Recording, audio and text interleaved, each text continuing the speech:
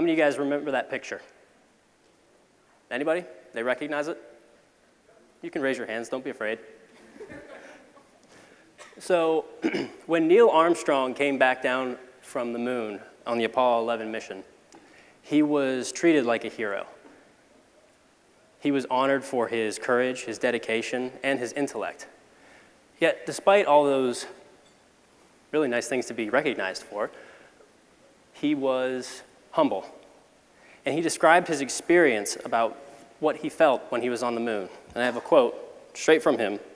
And he said, "It suddenly struck me that that tiny pea, pretty and blue, was the Earth. And I put up my thumb, closed one eye, and the planet Earth disappeared. I didn't feel like a giant. I felt very, very small." I want you to look again at this picture. You can't see any borders. You can't see any countries. You can't see any people, but you know that every single person alive is right there. Forget about bills that you have to pay.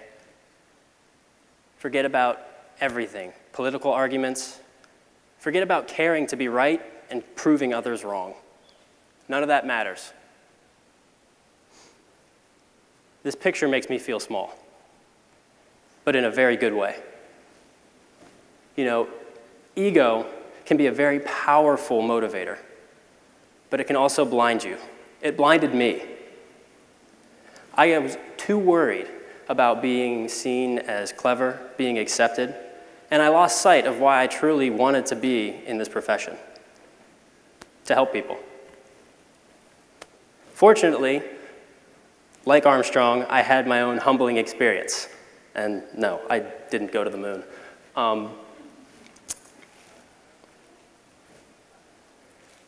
And that's really what I want to share to you, is why I was humbled. Valentine's Day, 1990, the Voyager 1 space probe was 6 billion kilometers from the Earth. Now, to put that in perspective for you, if the Earth were the size of a tennis ball, 6 billion kilometers would be roughly greater than 15 miles. Carl Sagan, one of my all-time heroes, had the Voyager space probe turn around and take a picture of the Earth. This picture. That's from the edge of our solar system. As a scientist, when I first saw this picture, I was infinitely inspired. But as a human being, my fragile little ego was gone. I was just blown away by the fact that something that I know to be so massive, the Earth, could appear so small. How important was I? I realized to let ego rule was not only foolish, but it was arrogant. To assume that I had some greater importance than anybody else on this planet. This picture showed me that everybody on the planet is the same size. Now, I'm not trying to say this so everybody, you're all small. I mean, we are. That's just a fact. And I'm not trying to let the spiz out of the room. But what I am trying to show you is that when you think only about yourself, you're forgetting that you're on that dot, and that dot is very, very small compared to the wider universe. So I want to come back to this at the end of my program, but right now I want to show you that just because you're small doesn't mean that you're unimportant, that you're not special in some sort of way. This is the Crab Nebula. It's what's left after a star explodes.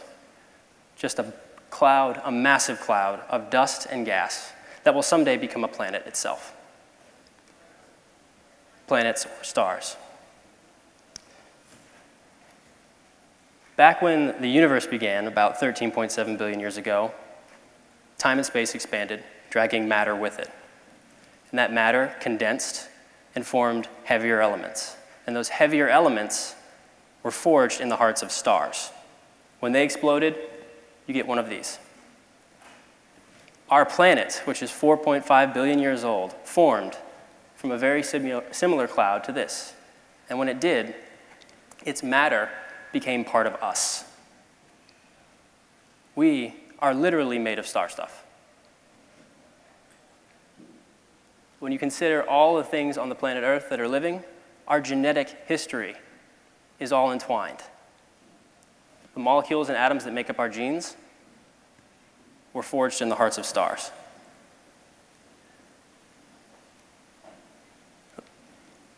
So when you think about what you want to do as a chiropractor, think about how big you are, how small you are, but how infinitely connected you are. Now, I've tried my best in about 6 minutes to explain what Carl Sagan can do in 4.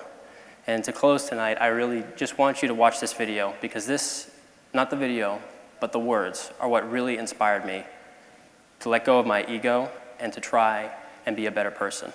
So, thank you for listening to me. Now, I will close with Carl Sagan. Thank you very much.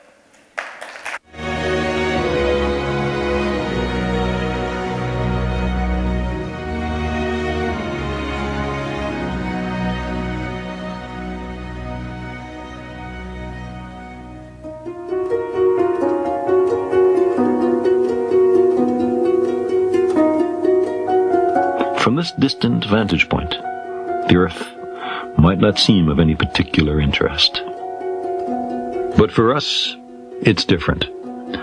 Consider again that dot. That's here. That's home. That's us. On it, everyone you love, everyone you know, everyone you ever heard of, every human being who ever was, lived out their lives.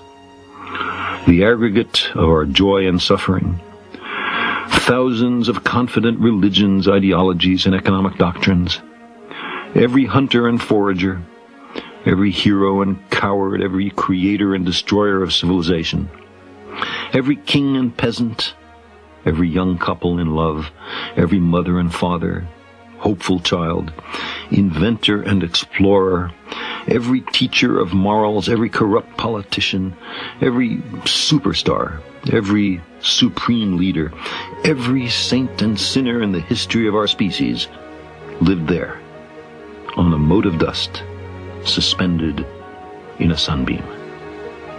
The Earth is a very small stage in a vast cosmic arena. Think of the rivers of blood spilled by all those generals and emperors, so that in glory and triumph they could become the momentary masters of a fraction of a dot. Think of the endless cruelties visited by the inhabitants of one corner of this pixel on the scarcely distinguishable inhabitants of some other corner.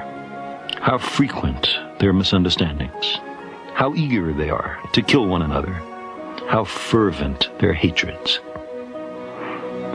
Our posturings, our imagined self-importance, the delusion that we have some privileged position in the universe, are challenged by this point of pale light. Our planet is a lonely speck in the great enveloping cosmic dark. In our obscurity, in all this vastness, there is no hint that help will come from elsewhere to save us from ourselves.